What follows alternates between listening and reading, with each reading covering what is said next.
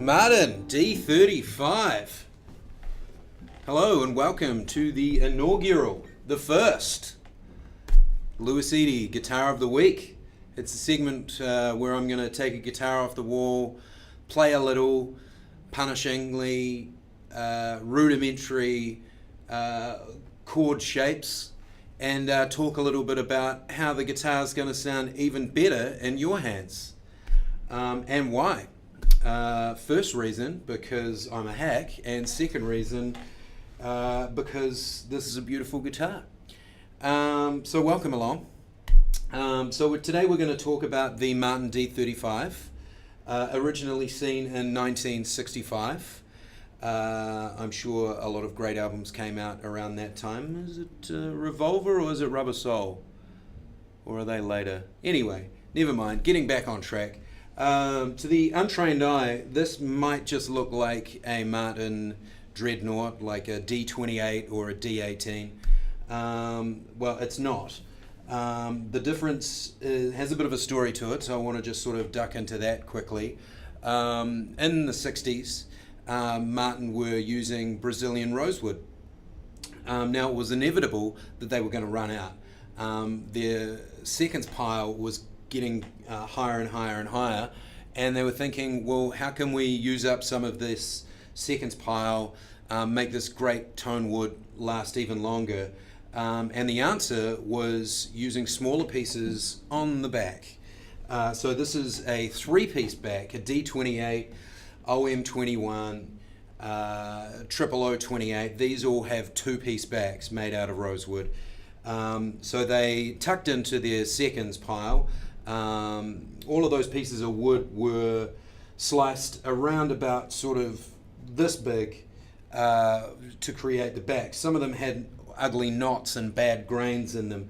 So the idea for the three-piece back was to chop off all of those ugly pieces of grain and all of the horrible looking knots and use three pieces on the back. So during the prototype phase, they found that they needed to brace the guitar along these two seams to make it strong enough to actually be sold. So this bracing technique and the normal D-bracing that they use didn't sound very good on the D-35 prototype. It wasn't voiced very well. I think I read that it was an overly bassy guitar. So they fooled around with the bracing. They used, I think,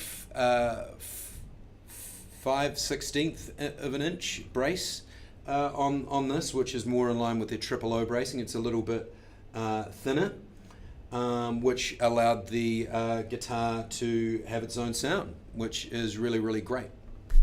So this sort of gained a bit of notoriety amongst ye oldie blue collar players as a bit of a workhorse. So it was favoured by true blue guys like Bruce Springsteen and Johnny Cash.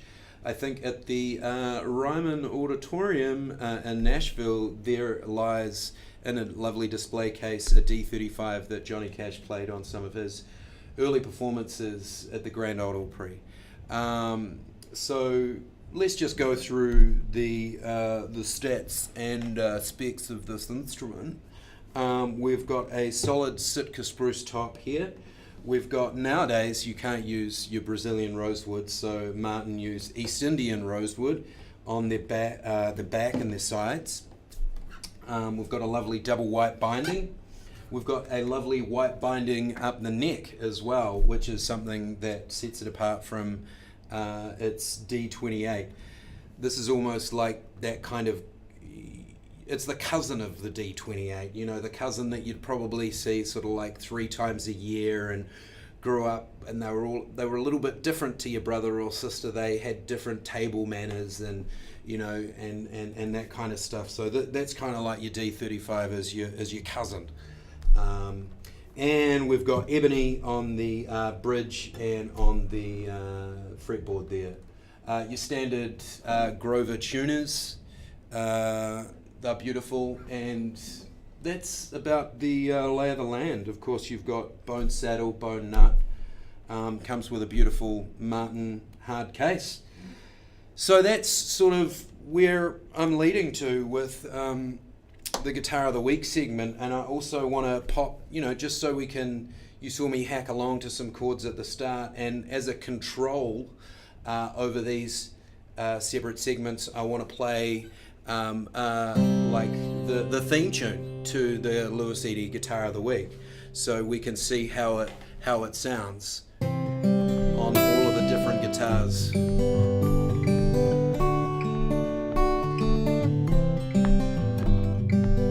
It's a very simple song.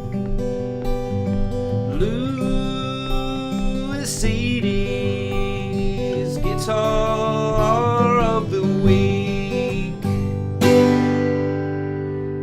Thank you very much. Give us a like in the comments, and do come in and see us, 75 Great South Road in Epsom.